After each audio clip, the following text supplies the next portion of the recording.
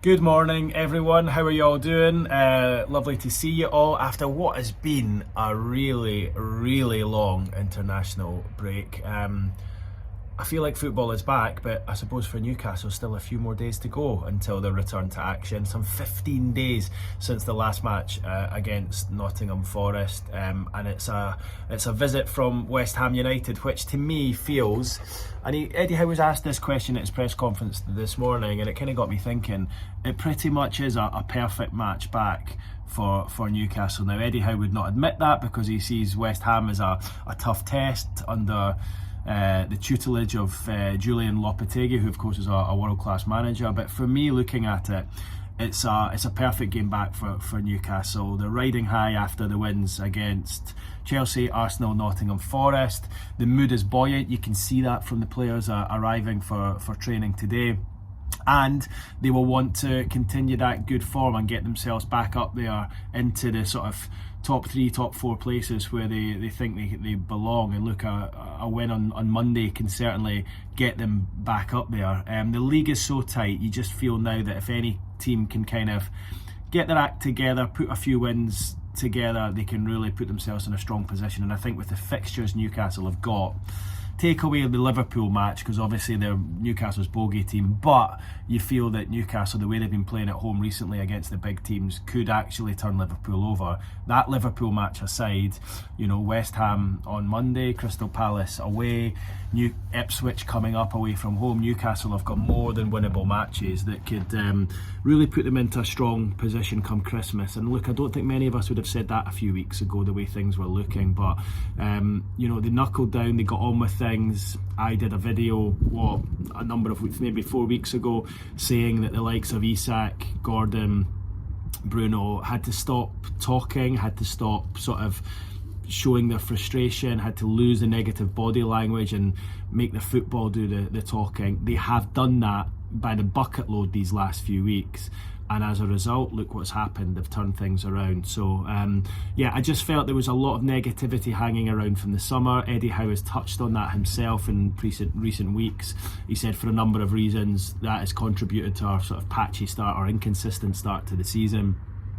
But it feels as though the big names have knuckled down now. They know they're here for the season, and to reach their aims, to win a trophy, to try and qualify for the Champions League again, they know is in their hands. And it's been nice to see that they've really knuckled down and ensured that they do the talking on the pitch and stop their showing their frustrations, which for me was getting a little bit tiresome. These guys are paid big money, they're at a big club, they've got opportunities to win things here at Newcastle if they just concentrated on that and perhaps stop being frustrated about things that didn't happen in the summer, things that are out with their control. I can understand that promises were made to them when they signed and perhaps some of them haven't been kept, but I just feel for them, affect what you can affect, and that's on the pitch. And without doubt, the big name players that I mentioned there, add Joe Linton to that as well, have all answered any questions or critics that have gone their way by the bucket load, and things are looking a lot better. So yeah, I think West Ham at home, a team Newcastle have got a decent record against. A team that, of course, Newcastle beat 4-3 last year in what was the best game I've seen in a long time. That'll still be fresh in the memory. It should be an open game. It's the sort of game, yes, they have good players, West Ham, but if Newcastle turn up, St James's Park, under the lights, Monday night, you've had a full 2-week break. The international players who were away, guys who have travelled far, likes of Bruno, Isak to a lesser extent, these guys are going to come back. They'll have had a good few days worth of training here at the training ground at Benton, and they'll be in a fresh, strong position going into that game. Now, I know it's the same for both teams. I know West Ham will say, they will feel the exact same, but I think for this week, coming out of the international break, I think it's actually been really helpful to Newcastle that they've got those extra couple of days to train. Just speaking to Eddie Howe this morning, he said Callum Wilson will train today with the group for the first time on the pitches here behind me. He said Kieran Trippier trained yesterday, and you know, if they two get a couple of good days worth of training into them, Friday, Saturday, and then potentially a little bit on Sunday as well, they could be in the frame to be in the squad on Sunday. What a boost it would be to see two experienced players like that on the bench, and for the prospect of having both Isak and Wilson in tandem to choose from. Now look, I know we're all talking with bated breath given Callum Wilson's injury record, and look, I really feel for him. I know he's taken a lot of criticism, and know a lot of people, I've seen a lot of things on Twitter, social media saying sell him now, hand him away. It's not his fault he's injured, and there'll be nobody more upset and frustrated than he's not being able to play than him.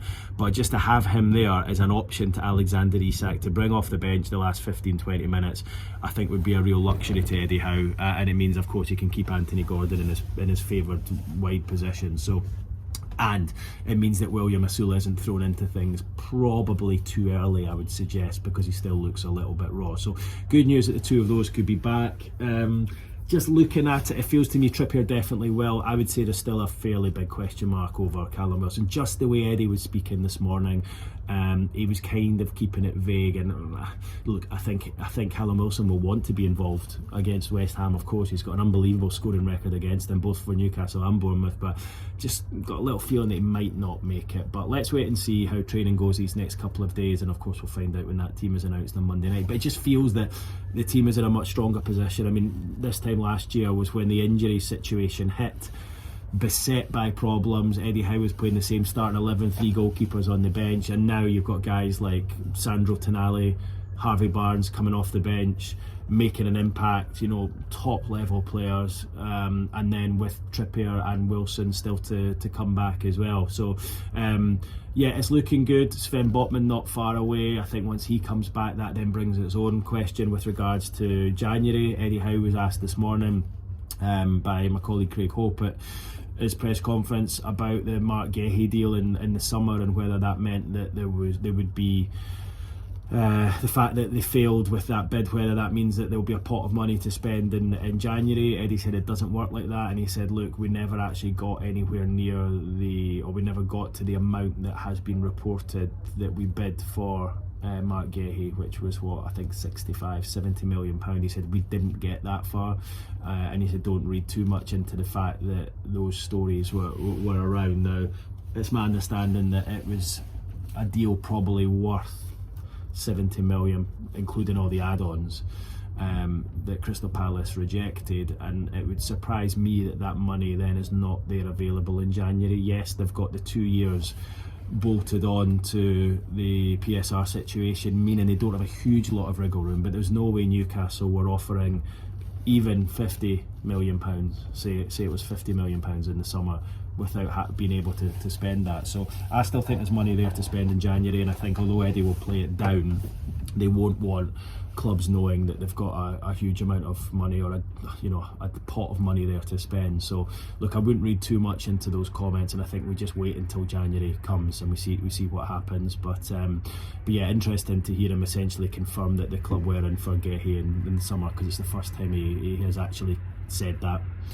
But yeah, looking forward to having football back.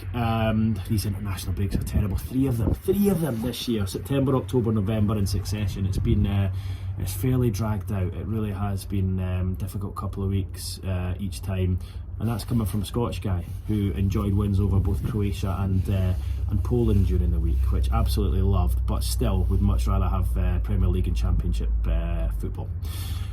That's it for me, guys. I will see you in the next one. Looking forward to Monday, and I'll give you my thoughts on that afterwards. Alright guys, have a good weekend. Speak soon. Cheers.